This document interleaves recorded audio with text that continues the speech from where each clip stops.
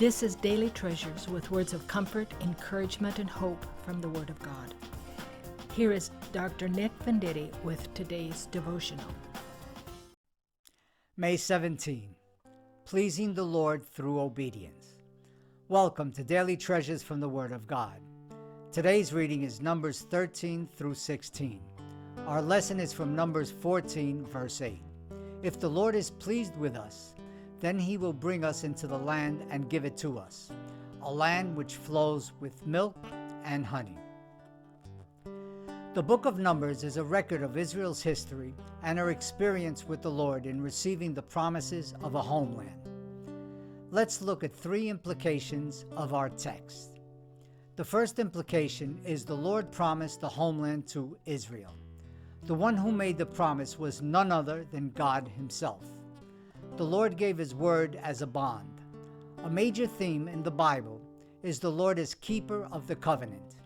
We notice over and over the failures of the people of God, yet the covenant is still valid because of the Lord's commitment in keeping his covenant. The next implication is the Lord would take Israel into the land. The concept is that of the Lord as guide. He had the strategy and plan.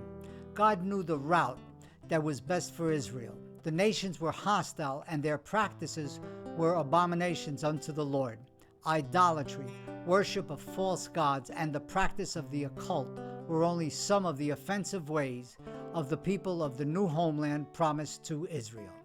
Israel would need to draw close to the Lord in order to fulfill her destiny.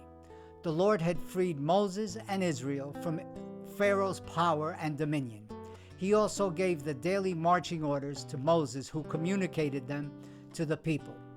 In addition, the Lord provided a cloud by day and a column of fire by night, which would let the people know when they were to move from where and where they were to go. The Lord was Israel's guide. The final implication is the Lord would give Israel the land. The Lord is sovereign over all creation. The land is his to do with as he sees fit. Israel was to be the Lord's steward in the land. They were to worship God and be a witness to the nations of their love for and relationship with the Lord. There was one condition in the covenant. Israel was to please the Lord.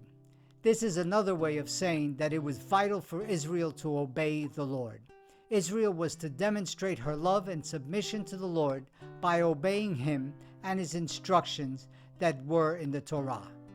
In review, the Lord promised the homeland to Israel, the Lord would take Israel into the land, and the Lord would give Israel the land. Let's learn to rely on the Lord's faithfulness in fulfilling our destiny as individuals and as a people. His promises are never failing. He is always faithful. It has been a pleasure to share with you daily treasures from the Word of God. Tomorrow's Bible reading is Numbers 17 through 20. Let's not forget the words of the psalmist. The law of your mouth is better to me than thousands of gold and silver pieces. Until tomorrow, and may God bless you in abundance as you study the Word of God.